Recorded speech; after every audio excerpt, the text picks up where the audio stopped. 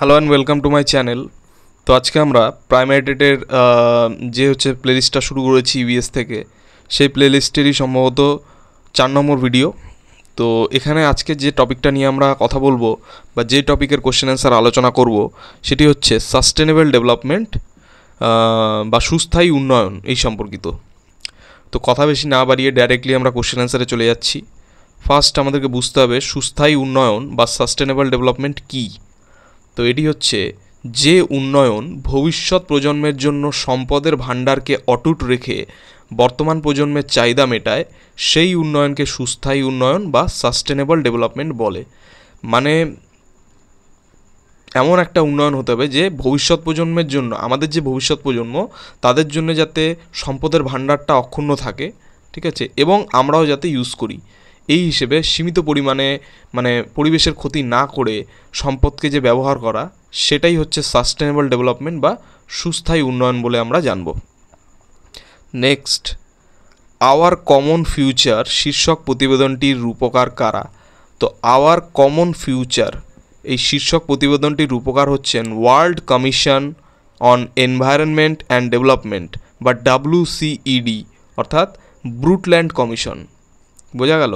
Hour common future শীর্ষক প্রতিবেদনটির রূপকার হচ্ছে world Commission on Environment and development, অর্থাৎ WCED, অর্থাৎ ব্রুটল্যান্ড কমিশনও আমরা বলতে পারি এটাকে। নেক্সট কোশ্চেন বলা হচ্ছে ওয়ার্ল্ড কনজারভেশন স্ট্র্যাটেজি শীর্ষক প্রতিবেদনটি কারা প্রস্তুত করেছেন? তো ওয়ার্ল্ড কনজারভেশন স্ট্র্যাটেজি শীর্ষক প্রতিবেদনটি প্রস্তুত করেছে 3টি প্রতিষ্ঠানের উদ্যোগে। এই প্রতিবেদনটি রূপায়িত করা হয়েছিল। কি কি?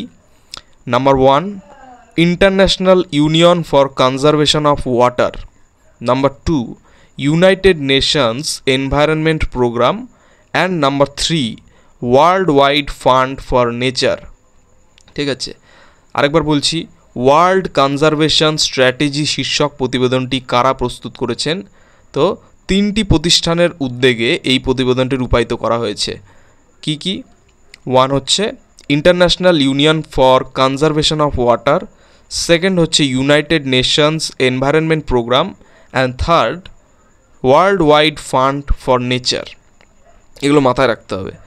নেক্সট, সাস্টেনেবল ডেভেলপমেন্ট তত্ত্বের কয়টি ডাইমেনশন বা মাত্রা ও তারা কি কি? তো এই সাস্টেনেবল ডেভেলপমেন্ট তত্ত্বটি 3টি ডাইমেনশন অর্থাৎ মাত্রাকে নির্ভর করে গড়ে উঠেছে। কি কি? অর্থনীতি, সমাজ, পরিবেশ। এবার একটা সাস্টেনেবল ডেভেলপমেন্ট বা সুস্থায়ী উন্নয়ন যদি আমরা একটা পরিবেশে করতে চাই, সেখানে তো আমাদের এই 3টা জিনিস দরকার পড়বেই, যেগুলো মেন স্তম্ভ একটা সোসাইটির, তাই না? যে অর্থনীতি, সমাজ এবং পরিবেশ, এই 3টা জিনিস তো অবশ্যই দরকার পড়বে। নেক্সট, এজেন্ডা 21 বা এজেন্ডা 21 কী? তো এজেন্ডা 21 বা এজেন্ডা 21 হলো 1992 সালে আর্থ সামিট শীর্ষক অধিবেশনে গৃহীত 21 শতকের কর্মসূচি।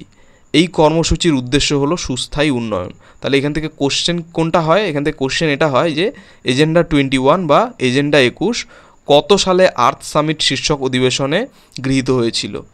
তো সেটা কিন্তু 1992 সালে গৃহীত হয়েছিল আর্থ সামিট শীর্ষক অধিবেশনে। এটা এখান থেকে কিন্তু কোশ্চেন। নেক্সট কোশ্চেন বলবো, রিও+5 কী?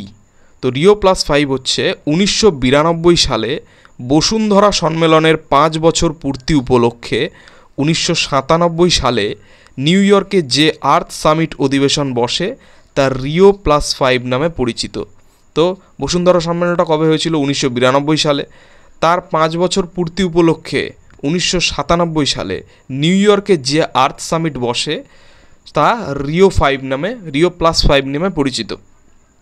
নেক্সট, এখানে কিন্তু সালটাই ইম্পর্টেন্ট, বেশিরভাগ আসে কবে হয়েছিল রিও+5, সেটা হয়েছিল হিসাব করে নেবে। 1992 সালে সাস্টেনেবল তোমার ওই বসুন্ধরা সম্মেলন হয়েছিল, তার 5 বছর পর অর্থাৎ 1997 সালে হয়েছিল রিও+5। নেক্সট, সুস্থায়ী কৃষি কী? তো পরিবেশের সঙ্গে সম্পূর্ণ ইতিবাচক বন্ধুত্বভাবাপন্ন কৃষি ব্যবস্থা হলো সুস্থায়ী কৃষি। এই কৃষিতে জৈব সার, জৈব কীটনাশক ব্যবহার করা হয়, অর্থাৎ রাসায়নিক সার পরিত্যাগ করে, যেটা পরিবেশে ক্ষতি করছে রাসায়নিক সার, তো সেইটার পরিবর্তে আমরা জৈব সার এবং জৈব কীটনাশক এইসব ব্যবহার করে যে আমরা মানে কৃষি ব্যবস্থা তৈরি করছি, সেটাই হচ্ছে আমাদের সুস্থায়ী কৃষি। নেক্সট, সবুজ সার কী? তো সবুজ সার হচ্ছে সজীব শিম্ব জাতীয় উদ্ভিদ যেমন ছোলা, মটর, বরবটি ইত্যাদির সজীব গাছ মাটির সঙ্গে মিশিয়ে দিলে কিছুদিনের মধ্যে মাটিতে যে সার তৈরি হয় তাকে বলা হয় সবুজ সার। অর্থাৎ শিম্বজাতীয় উদ্ভিদ, এই যে ছোলা, মটর, বরবটি যে হচ্ছে তোমার সবুজ গাছপালা এরকম মানে সজীব গাছ আর কি, ঠিক আছে, ওটাকে পচিয়ে না কিন্তু সজীব অবস্থায় সেগুলিকে মাটির সঙ্গে মেশানো হয়, ঠিক আছে, সেটা কিছুদিনের মধ্যে মাটিতে মানে সার হয়ে যায়। তো সেই প্রকার সারকে বলা হয় সবুজ সার। নেক্সট, মিলেনিয়াম ডেভেলপমেন্ট গোলস বা MDGs কয়টি ও কোন সালে গৃহীত হয়? তো দেখো, মিলেনিয়াম ডেভেলপমেন্ট গোলস 8টি এবং এটি 2000 সালে গৃহীত হয়েছিল। নেক্সট, সাস্টেনেবল ডেভেলপমেন্ট এজেন্ডা 2030 বা 2030 বলতে কী বোঝায়? দেখো, সাস্টেনেবল ডেভেলপমেন্ট এজেন্ডা 2030 বলতে কী বোঝায় সেটা হচ্ছে খুব ইম্পর্টেন্ট। আগামী 2030 সালকে লক্ষ্য হিসেবে রেখে আন্তর্জাতিক স্তরে 17টি গ্লোবাল গোলস এর রূপায়ণ কর্মসূচিকে বলে এজেন্ডা 2030। অর্থাৎ 2030 সালকে লক্ষ্য করে 17টি গোল সেট করা হয়েছে, 17টি পদক্ষেপ নেওয়ার চেষ্টা করা হয়েছে যেগুলি ওই 2030-এর মধ্যে কমপ্লিট করা হবে। তো এটাকেই বলা হয় কি এজেন্ডা 2030। এই কর্মসূচির উদ্দেশ্য হচ্ছে কি ওই সাস্টেনেবল ডেভেলপমেন্ট, পরিবেশের ক্ষতি না করে বন্ধুত্ব ভাবাপন্ন সম্পর্ক বজায় রেখে যে ডেভেলপমেন্ট বা যে উন্নয়ন করা হবে সেই হচ্ছে সাস্টেনেবল ডেভেলপমেন্ট। নেক্সট বলেছে রাসায়নিক সার প্রধানত কয় ধরনের ও কি কি? তো রাসায়নিক সার 3 ধরনের, সিম্পল, নাইট্রোজেন ঘটিত, ফসফেট ঘটিত, পটাশিয়াম ঘটিত, যেটাকে আমরা একসঙ্গে কি বলে থাকি? NPK, nitrogen, phosphate, potassium. Next বলছে ভার্মি কম্পোস্টিং কি? তো কেঁচোর সাহায্যে জৈব পদার্থকে বিয়োজিত করে সার তৈরির পদ্ধতিকে বলা হয় ভার্মি কম্পোস্টিং। ভালো করে মনে রেখো, কেঁচোর সাহায্যে, ঠিক আছে, কেঁচোর সাহায্যে জৈব পদার্থকে বিয়োজিত করে বা পচিয়ে যে সার তৈরি করা হয় সেটা হচ্ছে ভার্মি কম্পোস্টিং। নেক্সট, চিপকো আন্দোলন কোন সালে ভারতের কোন রাজ্যে ঘটেছে? তো প্রধানত এটা খুব ইম্পর্টেন্ট কোশ্চেন, মানে এটা বারবার আসার মতো কোশ্চেন। এটা হচ্ছে প্রধানত 1973 সালে উত্তরাখণ্ড রাজ্যে নির্বিচারে গাছ কাটার বিরুদ্ধে চিপকো আন্দোলন মানে হয়েছিল। উত্তরাখণ্ডে 1973 সালে নির্বিচারে গাছ কাটার বিরুদ্ধে যে আন্দোলন হয়েছিল সেটা হচ্ছে চিপকো আন্দোলন। সম্ভবত এই আন্দোলনের নেতৃত্ব দিয়েছিল মেধা পাটেকর। নেক্সট, আপ্পিকো আন্দোলন ভারতের কোন অংশে ও কোন রাজ্যে ঘটেছে? তো আপ্পিকো আন্দোলন দক্ষিণ ভারতের কর্ণাটক রাজ্যে ঘটেছে আপ্পিকো আন্দোলন। নেক্সট, সাইলেন্ট ভ্যালি আন্দোলন কেন ঘটেছে?